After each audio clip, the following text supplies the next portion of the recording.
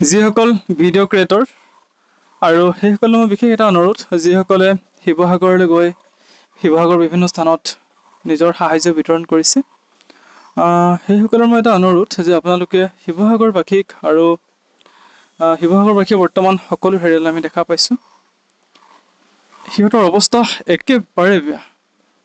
একেবাৰে জিৰ'ৰ পৰা যে মানুহ আৰম্ভ কৰিবলগীয়া যে হয়তো সেই শিৱসাগৰবাসী ৰাইজৰ কাৰণে সঁচাকৈ জিৰ'ৰ পৰা আৰম্ভ কৰিব লাগিব। আমাৰ জীৱনটোত পিতৃয়ে দি থৈ যোৱা, দেউতাসকলে দি থৈ যোৱা অন্ততঃ ভাত খোৱা কাঁহীখন হ'লেও আছিল। প্ৰত্যেকৰ জীৱনত এনেকুৱা কোনো নাই যে যাৰ জীৱনটোত ভাত খোৱা কাঁহীখনো নাই।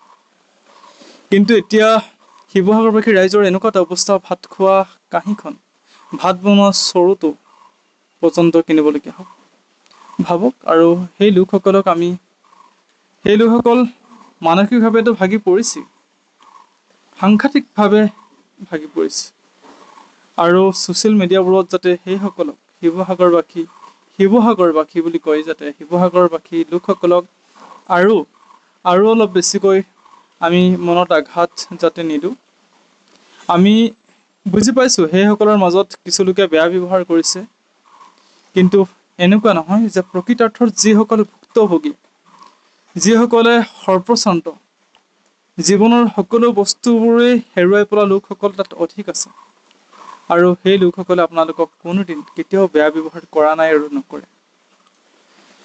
শিৱসাগৰবাসী বুলি কৈ আমি যেতিয়া এটা ভিডিঅ' প্ৰস্তুত কৰোঁ, তেতিয়া শিৱসাগৰৰ সেই লোকসকল, যিসকল সকলোবোৰ বস্তু হেৰুৱাই পেলাইছে, সেইসকলৰ মনত আমি বৰ বেয়াকৈ কুঠাঘাত কৰাৰ দৰে হ'ব।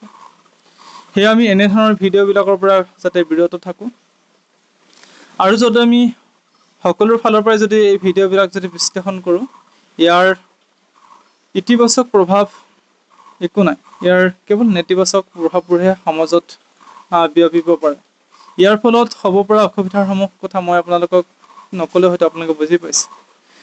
এতিয়া হয়তো কাল্লাপখিলাই ধেমাজিতো বানপানী হওঁ এটা অৱস্থা হৈ আছে, তাৰো এটা ৰেড ছিগনেল আহি আছে।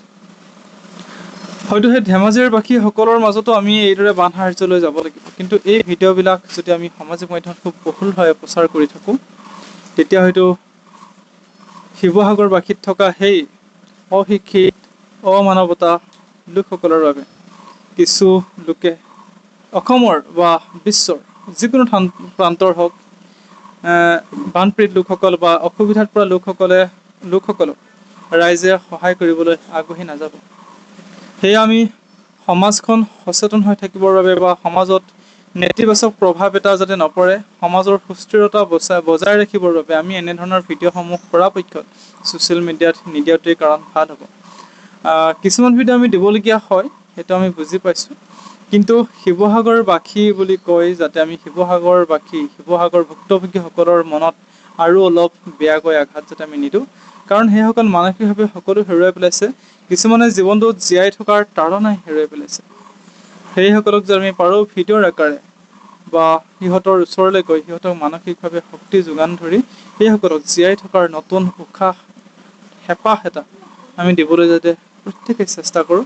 আৰু আজিৰ পৰা আমি সংকল্প লওঁ যাতে শিৱসাগৰবাসী বুলি কৈ কোনো ধৰণৰ নেতিবাচক বেয়া ভিডিঅ'সমূহ প্ৰচাৰ যাতে আমি নকৰোঁ, আৰু সেই ভিডিঅ'সমূহ যাতে আমি নকৰোঁ, আৰু সেই লোকসকলক আমি ইগন'ৰ কৰি বা সেইসকলক বাদ দি ভাল লোকসকলৰ মাজলৈ আমি যাম, আৰু সেই লোকসকলৰ ভাল ব্যৱহাৰ আমি প্ৰচাৰ কৰিম।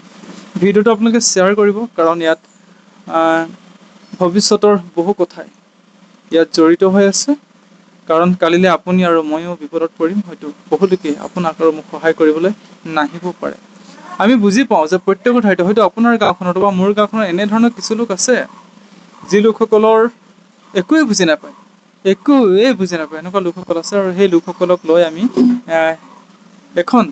আমি শিৱসাগৰৰ বিষয়েতো গমেই পাইছোঁ যে শিৱসাগৰ এখন আমাৰ অসমৰ আমি ক'ব লাগিব যে সূৰ্য আমাৰ হীৰৰ মুকুটৰ দৰে। শিৱসাগৰ ঠাইখনৰ বিষয়েতো মই নকওঁৱেই, আপোনালোকে জানেই সকলো যে সেই ঠাইখন আমি বদনাম কৰাৰ পৰা যাতে আমি বিৰত থাকোঁ। ধন্যবাদ। ভিডিঅ'টো শ্বেয়াৰ কৰিব যাতে প্ৰত্যেকেই পায় আৰু অনুভৱ কৰে। ধন্যবাদ।